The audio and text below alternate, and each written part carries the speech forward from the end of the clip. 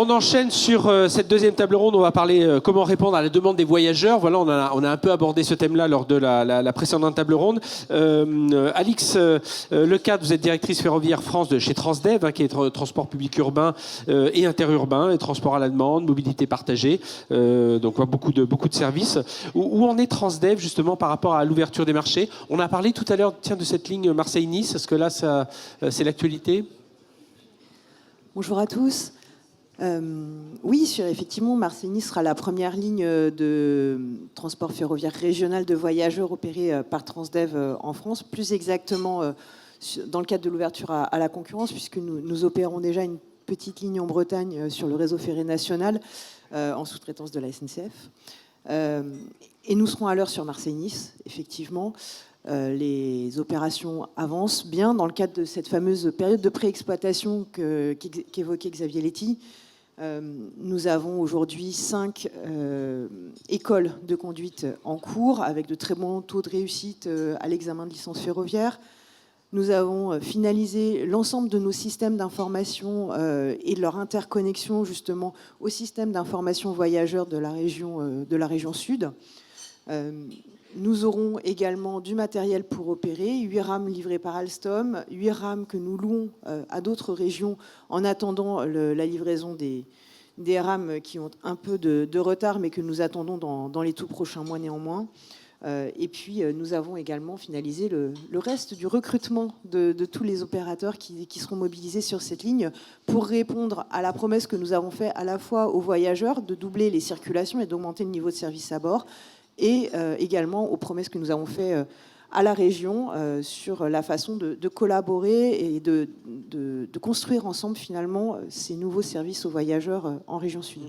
Et puis on reparlera tout à l'heure justement, parce que je le disais, Transdev c'est aussi du transport à la demande, de la mobilité partagée, de nous expliquer un peu tous ces nouveaux services qui arrivent.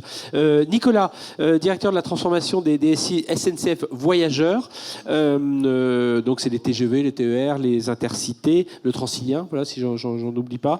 Quels sont selon vous les piliers technologiques sur lesquels vous allez vous appuyer aujourd'hui pour rester compétitif justement par rapport à toute cette nouvelle concurrence qui arrive, ces nouveaux acteurs?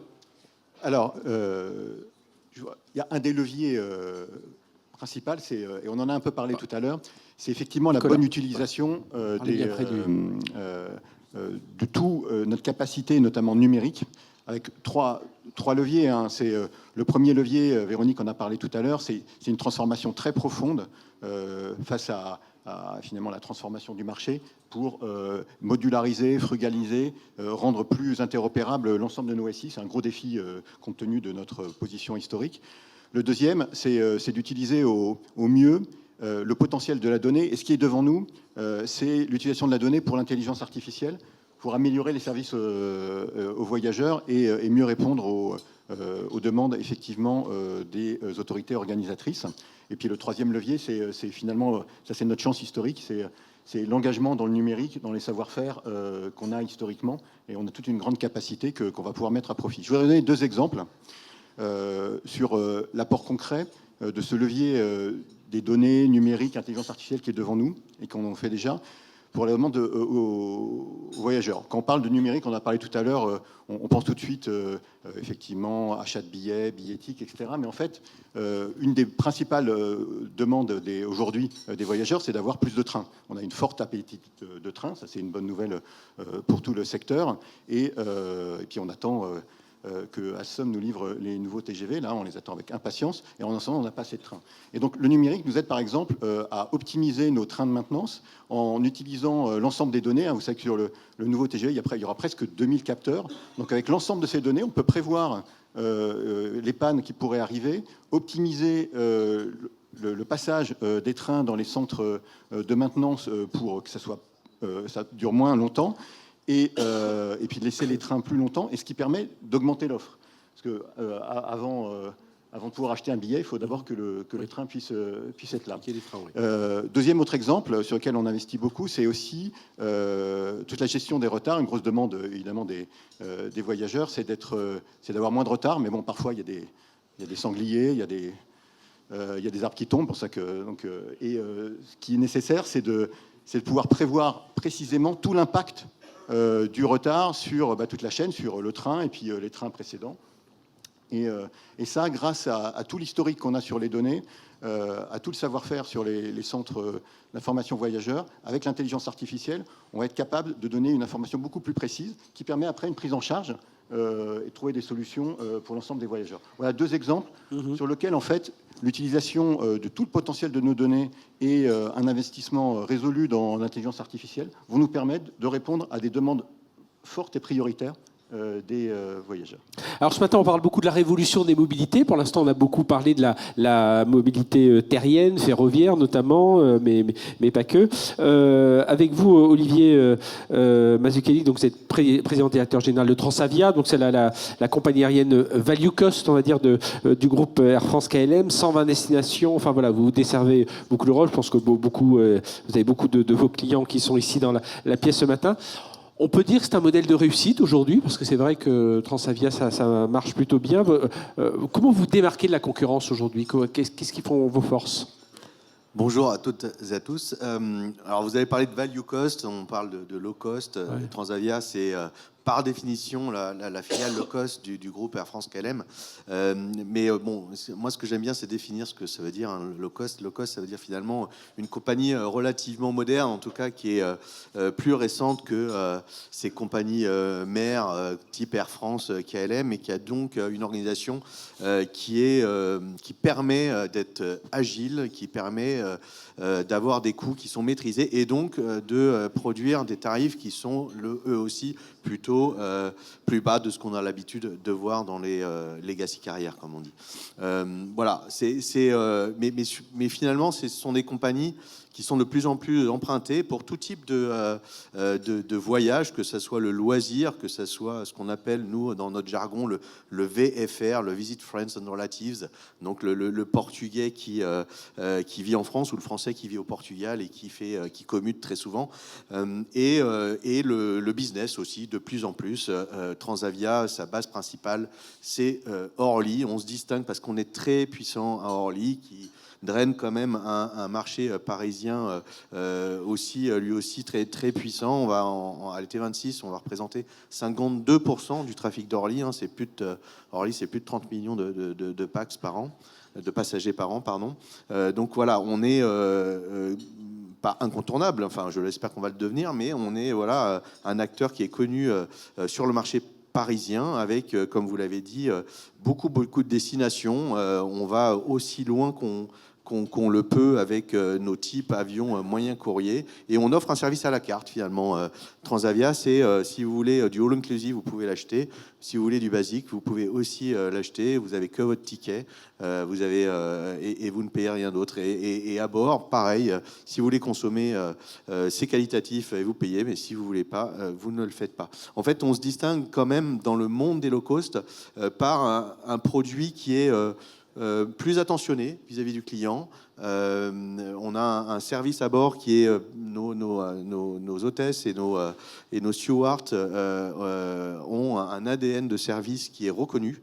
On a une régularité, une ponctualité, un résultat opérationnel aussi qui est une des premières attentions, la deuxième après la sécurité des vols, évidemment, dans nos avions. Donc on est fiable. On a des incidents comme tout le monde. Quand il y a des irrégularités, on traite nos clients aussi. Alors, c'est jamais parfait. Vous avez certainement tous eu une expérience qui reflète pas forcément mon optimisme, mais globalement, quand on regarde nos classements et nos notations par rapport à toute la concurrence, on se distingue quand même largement par rapport à ça, et on va continuer à progresser et à augmenter notre empreinte. Est-ce que vos clients, alors français notamment, font le lien avec le groupe Air France? Il y a une certaine confiance, on va dire, dans la marque Transavia, parce qu'on sait qu'elle est rattachée à Air France. Vous le ressentez, ou vous existez, enfin vous sentez que vous existez aujourd'hui une marque à part entière pour les clients français? C'est les deux, mais on travaille sur le fait on n'est absolument pas... on est fiers d'appartenir au groupe Air France KLM qui a beaucoup de qualité. On est sur un autre positionnement, un autre business model, mais par contre, la meilleure image qu'on peut donner en tant d'appartenance au groupe, c'est notre système de fidélité, Flying Blue. Si vous volez sur Transavia, vous cotisez des miles Flying Blue, vous pouvez brûler l'Emirates Flying Blue aussi sur Transavia. Et ça, c'est clairement l'appartenance au groupe qui nous le permet. Alors, on reste un peu dans cet univers, enfin du voyage évidemment, mais aérien, mais vous êtes intermodalité. Avec vous, Frédéric Saunier, vous êtes directeur général d'Amadeus. Je pense qu'Amadeus, tout le monde connaît cette marque, en tout cas, plateforme commune de distribution informatique sur tous les segments aériens notamment. Quelles évolutions vous observez aujourd'hui de la part des clients en termes d'intermodalité aujourd'hui ? Bonjour à tous. Ce que le client cherche avant tout aujourd'hui, c'est une expérience de voyage fluide, responsable et personnalisée. Je vais citer peut-être un ou deux exemples sur la fluidité et le rôle que peut jouer Amadeus. Aujourd'hui, un des enjeux, c'est comment faire face à ce contenu en termes de distribution, de contenu fragmenté. Quand j'entends la table ronde d'avant sur le développement des TER, l'arrivée de nouveaux acteurs sur le rail notamment, je pense qu'on a du travail pour les 10 prochaines années. Donc aujourd'hui, on fait face à un contenu extrêmement fragmenté avec de plus en plus d'opérateurs, qu'ils soient aériens, ferroviaires, hôteliers, loueurs de voitures. Et donc l'enjeu pour nous, c'est de faire en sorte que cet accès au contenu soit facilité pour tous les ensembles, tous les acteurs de la chaîne du voyage. Donc aujourd'hui, on a 400 compagnies aériennes, on a des milliers d'hôteliers, on a 26 fournisseurs de contenu ferroviaire et qu'on met à disposition à l'ensemble de nos clients. Et donc l'enjeu ici, il est simple sur cet élément de fluidité, c'est de faire en sorte que les clients aient accès à ce contenu et aussi faire en sorte que en cas d'aléa, quand on a acheté un voyage, en cas d'aléa, sur un des tronçons du voyage, automatiquement, l'ensemble des autres tronçons puissent être rebookés, changés, pour permettre au voyage d'être plus fluide. Et un autre exemple sur lequel on est aussi présent, c'est la fluidité dans les transferts notamment en aéroport. On a fait une acquisition récemment avec une entreprise qui s'appelle Vision Box, une entreprise européenne dans la biométrie et qui permet aussi de fluidifier le parcours du voyageur en aéroport. Donc voilà. Ça c'est incroyable. On prend sa photo juste à l'entrée de l'aéroport et après on sort plus ses papiers. Exactement. Du tout. Donc Amadeus est présent à chaque étape du voyage, avant, pendant et après le voyage pour faciliter le parcours du voyageur. Qui soit toujours de plus en plus fluide. Un mot, comme on parle évidemment des nouvelles mobilités, on peut évidemment pas passer à côté des véhicules électriques. On va en parler avec vous, Yvan Segal, vous êtes directeur des ventes et opérations de monde chez Renault. Tiens, j'ai une remarque qui va sans doute faire plaisir. Là récemment sur BFM, on avait des débats autour de ça. Il y en avait 3-4 personnes qui nous ont dit, mais nous, on a repoussé notre Tesla, non pas pour les histoires de Elon Musk, enfin tout ce qu'on entend aujourd'hui, mais on est basculé sur Renault. Pourquoi ? Parce qu'on a trouvé qu'il est beaucoup plus innovant. Déjà, on a la marque de l'écran à droite, on voudrait l'écran devant. Enfin voilà, ils ont vraiment fait ce choix, alors peut-être un petit peu patriotique aussi quelque part, mais voilà. Et là, c'est vraiment tous ces enjeux. On voit qu'on parle toujours d'innovation. Bah oui, elle doit être au cœur de votre offre aujourd'hui. Bonjour à tous, merci à eux. C'est clair qu'on a un grand défi devant nous, un défi du passage à l'électrique.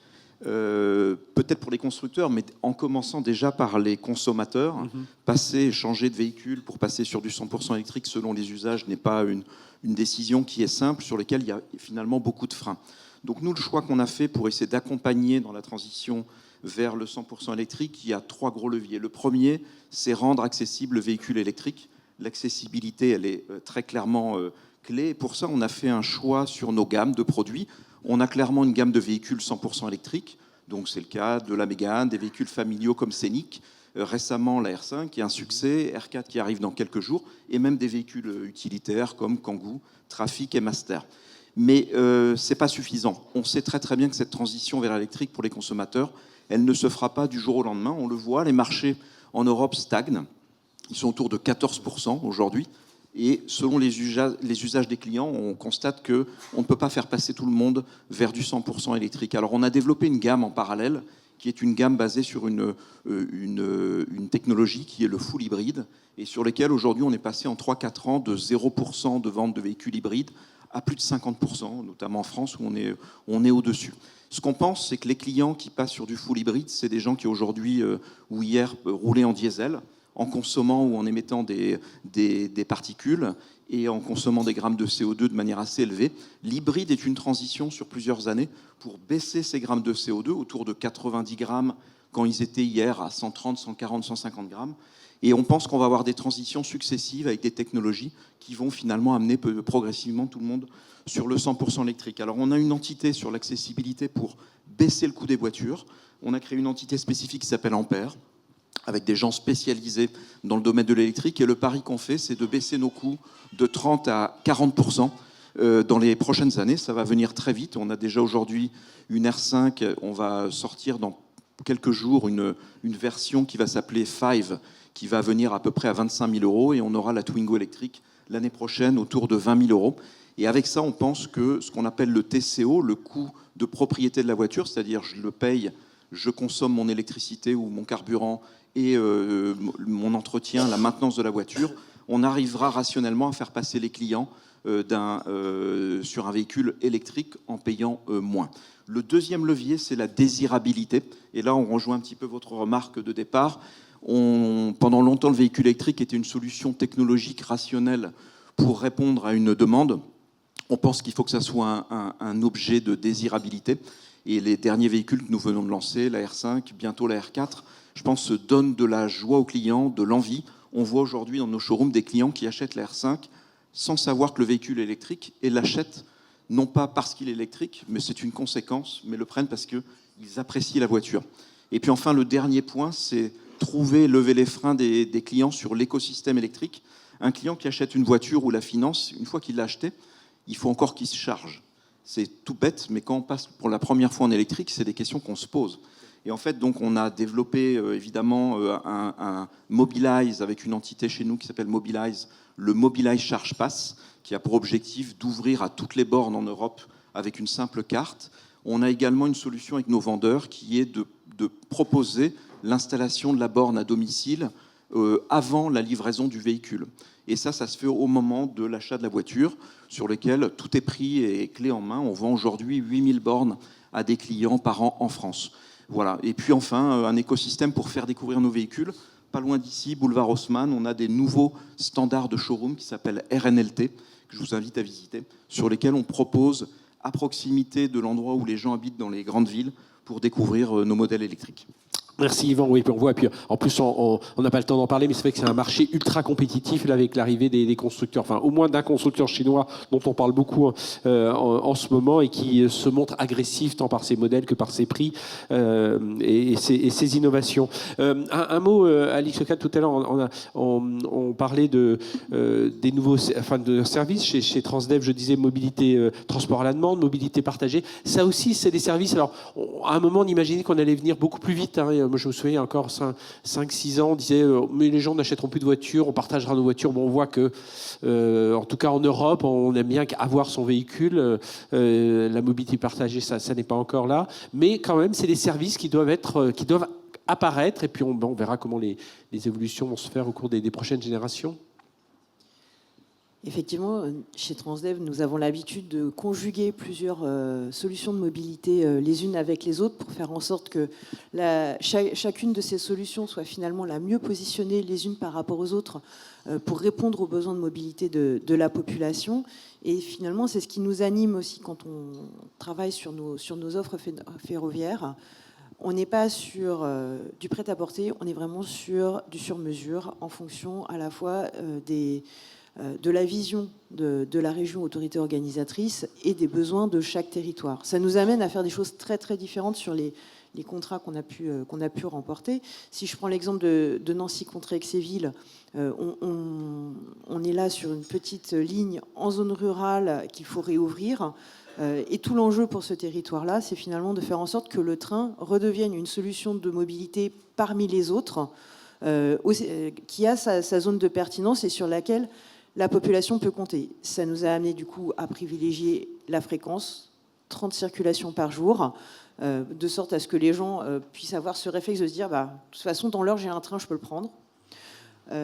Et en même temps, avoir un dialogue très fin avec notre partenaire NGE sur la construction de l'infrastructure pour concevoir le projet en fonction des services que nous souhaitions offrir et ainsi finalement optimiser le coût de cette infrastructure, puisque dans le ferroviaire, c'est une part très conséquente du coût, bien évidemment, du service. On fait des choses très différentes sur Marseille-Nice. Marseille-Nice, ça n'a pas du tout le même territoire, c'est pas non plus la même autorité organisatrice. On est sur une ligne plutôt interville, où on a besoin d'aller vite, d'offrir du service, parce qu'on est quand même sur un trajet de bout en bout qui fait pas loin de 2h30.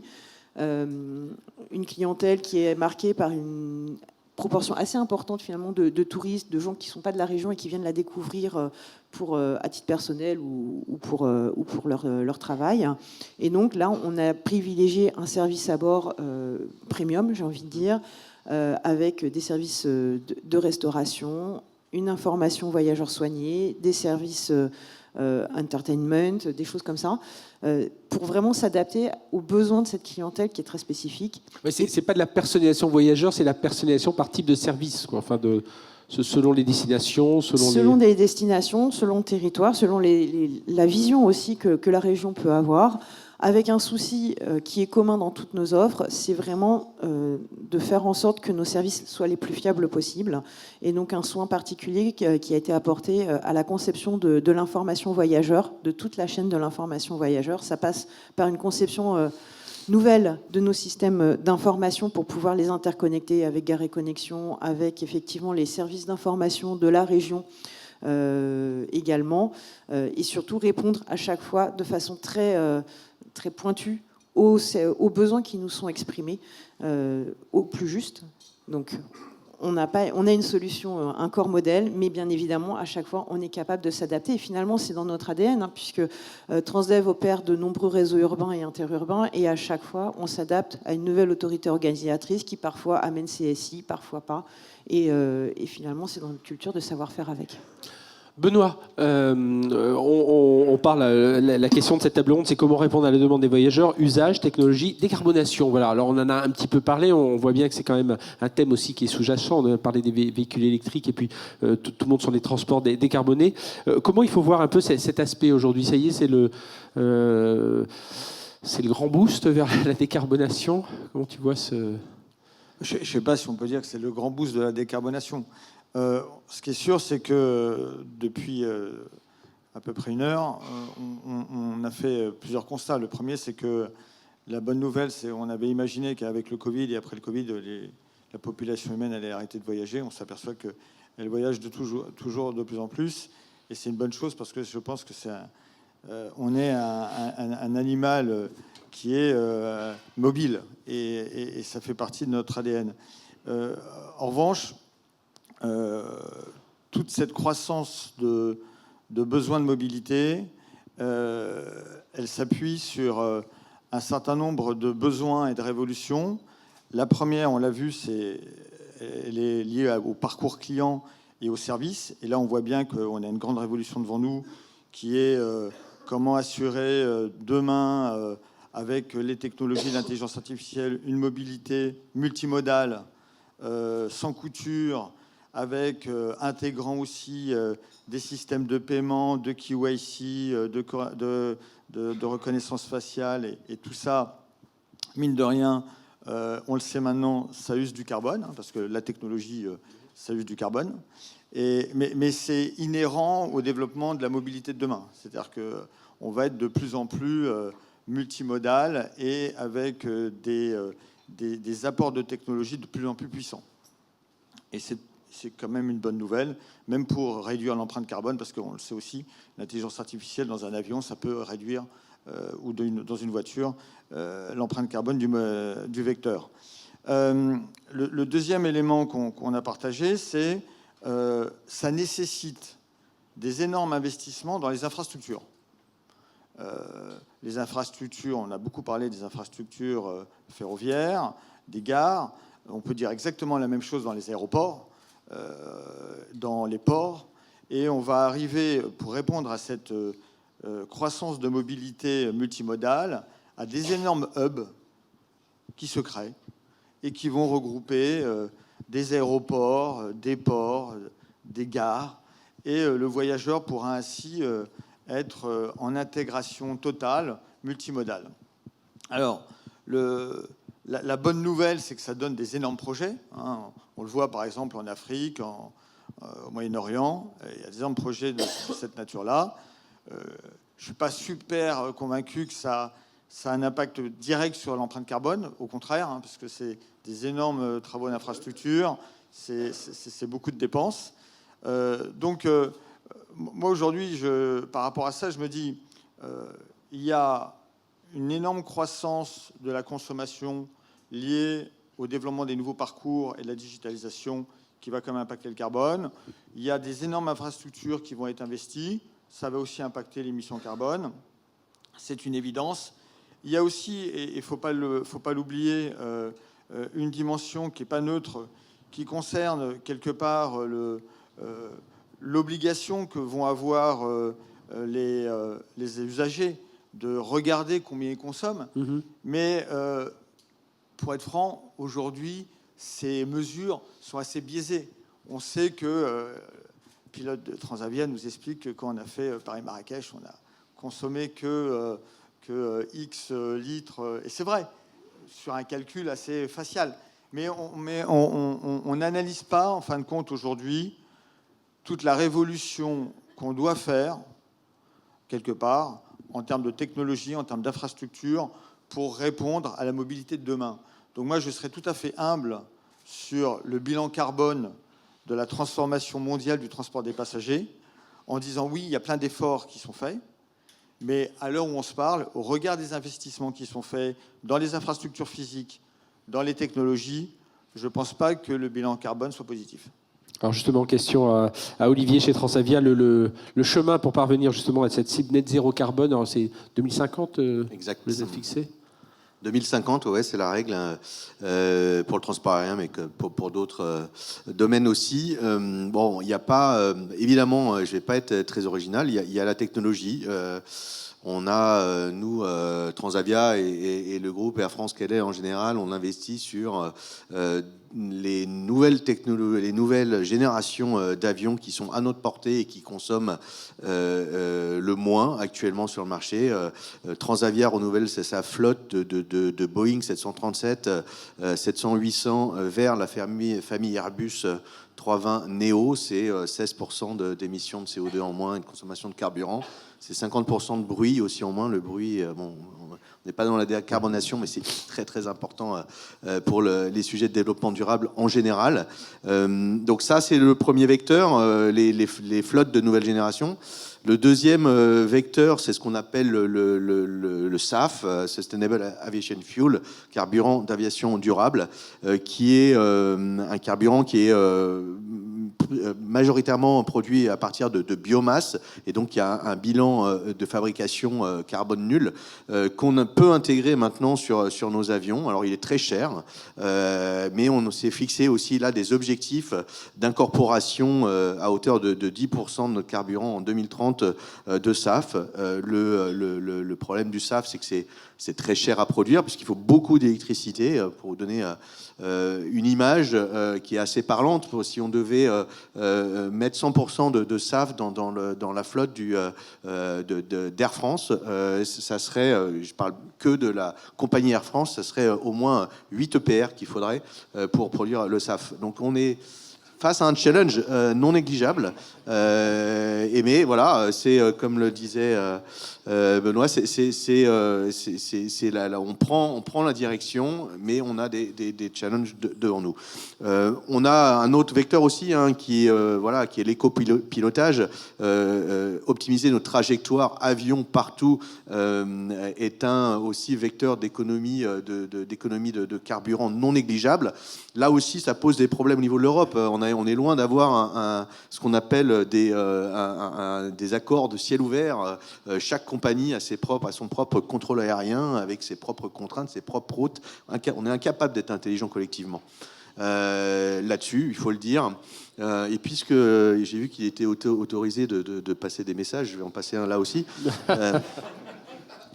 Enfin, une compagnie aérienne, hein, c'est des marges faibles, c'est énormément beaucoup de chiffre d'affaires, des coûts très élevés. Et nous, comme je disais, on investit des milliards pour renouveler notre flotte. On a besoin de cette marge pour financer notre décarbonation. Et on nous rajoute des taxes qui ne sont pas orientées vers la décarbonation, hein, qui sont là pour le budget de l'État. Mais quand on regarde par le prisme de notre secteur, c'est absurde, de chez absurde. Et pour autant, ça augmente. Donc voilà, on ne se facilite pas la tâche de la décarbonation non plus. Très rapidement, Benoît. Juste ce que dit Olivier, très important, parce que tous les spécialistes de la supply chain savent qu'une rupture de chaîne, ça coûte du délai, ça coûte de l'argent et ça crée du carbone. Et aujourd'hui, en Europe, on est quand même, et on le voit actuellement, c'est assez intéressant ce qui se passe en Europe, qu'on est encore un continent extrêmement fragmenté. Et comme l'a dit Olivier, le jour où on aura un ciel européen unifié, et on aura un réseau de trains européens unifiés, on gagnera à la fois beaucoup de services clients et aussi beaucoup de carbone. Voilà. Je pense que les politiques européens sont actuellement en train de devoir prendre des décisions structurantes. Les infrastructures et le transport en font partie. Alors justement, on continue à parler transport avec Frédéric chez Amadeus. Les attentes des clients business par rapport à l'environnement, à la maîtrise des émissions de CO2, c'est quoi du point de vue, ce que vous pouvez observer à partir des usages d'Amadeus? C'est vrai que le voyage d'affaires est un vrai levier pour les entreprises qui souhaitent décarboner. On voit une accélération des phénomènes. Dans le business travel, le premier, c'est un transfert vers le rail. Alors à marche forcée, quand on décide de fermer par exemple une route comme Orly-Bordeaux qui fait 1 million de passagers, mais pas que. On voit aussi les politiques de voyage des entreprises qui se transforment et qui imposent le choix du rail pour des trajets inférieurs à 3 heures, voire parfois à 5 heures. Donc ça, c'est nouveau. On voit aussi des changements de comportement dans le choix des missions moins fréquentes mais plus longues, notamment sur le long courrier. On voit aussi le choix de transporteurs vertueux. On a cité le cas de Transavia qui renouvelle sa flotte, mais en général du groupe Air France KLM. Et c'est vrai qu'aujourd'hui, les entreprises souhaitent que dans les interfaces qu'on leur propose, l'interface technologique qu'on leur propose, que soit affiché non seulement le prix, l'horaire, mais la consommation CO2. Donc c'est devenu un vrai critère. Voilà, donc il faut répondre à ces besoins et c'est le rôle d'Amadeus en tant que partenaire technologique. Moi, j'entends beaucoup de sociétés américaines, beaucoup d'éditeurs, dans la partie informatique, qui autorisent leurs collaborateurs européens à venir aux États-Unis, mais que s'ils viennent avec des clients. S'ils viennent juste pour le kick-off, ils ont décidé d'arrêter ça. C'est un message que j'entends, une recommandation que j'entends de plus en plus. Nicolas, SNCF Voyageurs, c'est quoi les technologies que vous mettez au service de la décarbonation aujourd'hui chez SNCF Voyageurs? Alors, avant, je voudrais rebondir. C'est fait que finalement, on voit dans l'échange que la meilleure technologie pour la décarbonation aujourd'hui, elle existe. Hein, c'est le ferroviaire. Ouais. Non, mais on a vu et on l'a dit, chacun un peu avec les mots, c'est que on a comme un enjeu collectif à vraiment se poser la question. Bruno parlait de Paris-Marrakech tout à l'heure, ça va être un peu long. Ouais, c'est ça. On le fait pas encore, il n'y a pas de tunnel. Non, il a raison. Il a tout à fait raison. Et donc on a un enjeu collectif. Je ne rebondirai pas sur les taxes, quel que soit, mais avec la conférence des mobilités, je pense que la conférence des mobilités, de trouver les financements pour que chacun, les pouvoirs publics et chacun à sa place, on puisse faire plus de faire contre le carbone, comme disait Jean-Pierre Farandou. Après, je reviendrai sur la question. Alors, les technologies, et ça a été abordé aussi, il y a un peu le paradoxe du numérique. On dit, le numérique, c'est bien, mais ça commence à devenir 4% de la consommation et de carbone.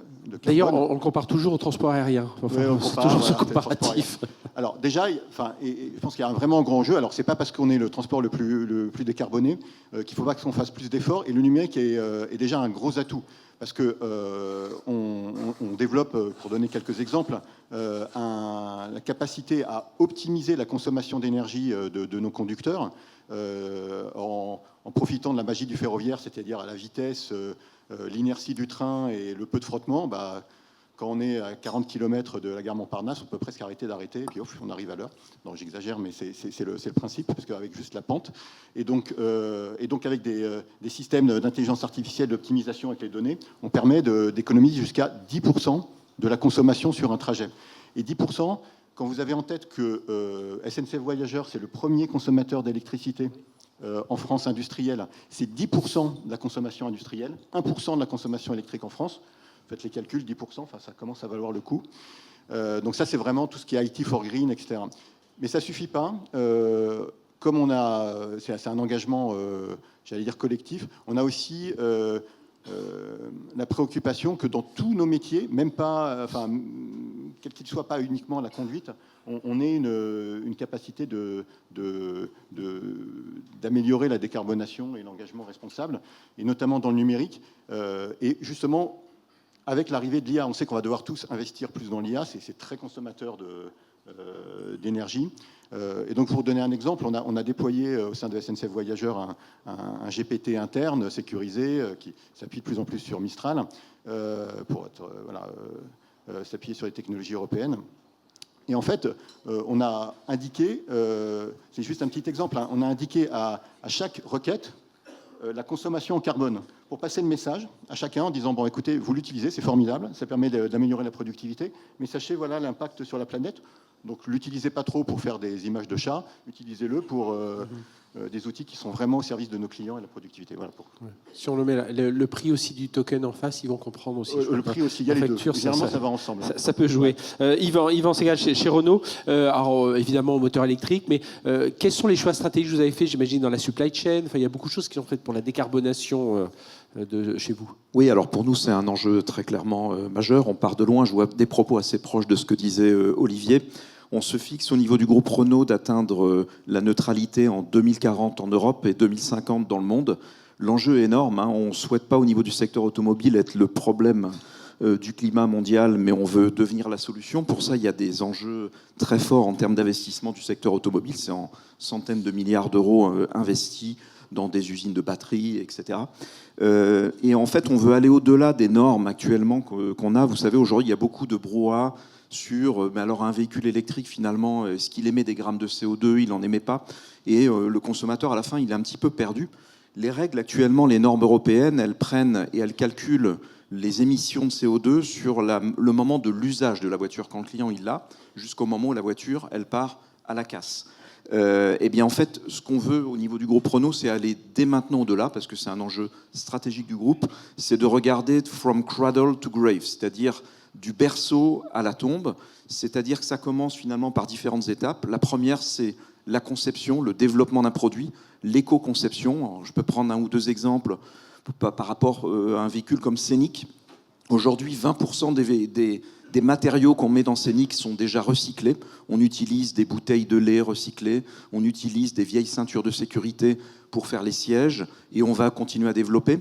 On fait une innovation sur le même Scénic qui est un toit opacifiant, où on utilise avec un partenaire un verre qui est recyclé, etc., etc.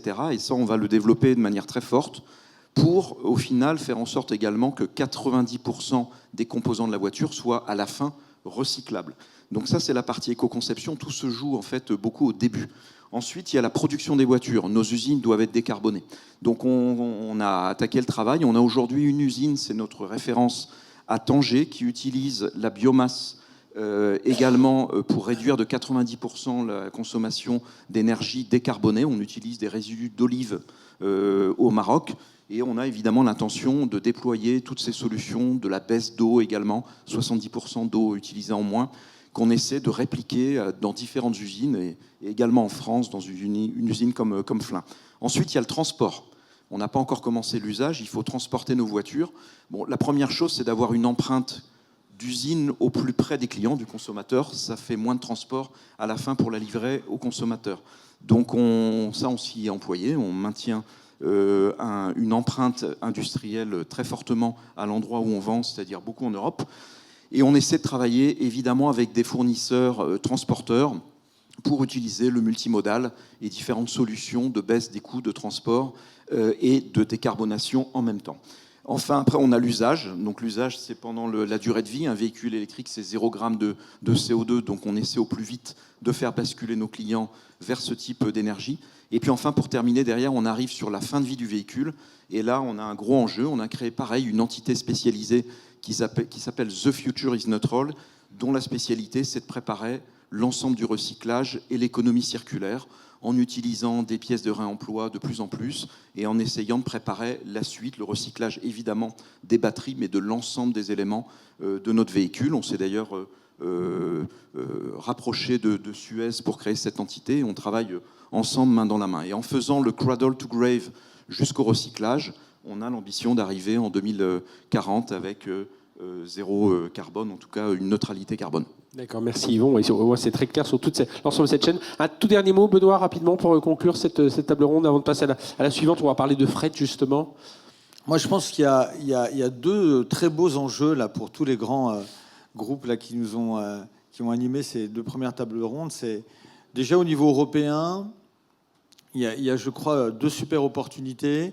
C'est comment développer des synergies multimodales. Quand on regarde le transport du fret aujourd'hui, les grands géants mondiaux, ils sont multimodaux. Ils font tout. Il n'y a pas encore un équivalent d'un CMA-CGM dans le transport de passagers. Donc je pense que ça, c'est une voie.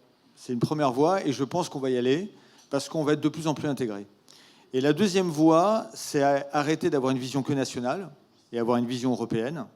Parce que ça va être structurant et ça va être comme la défense, comme la production d'énergie. Les infrastructures et le transport font partie des fondamentaux de notre continent. Il faut qu'on y arrive. Et là, je pense qu'on a la belle opportunité de pouvoir accélérer ce sujet. Eh bien, merci à tous les 6. On peut vous applaudir.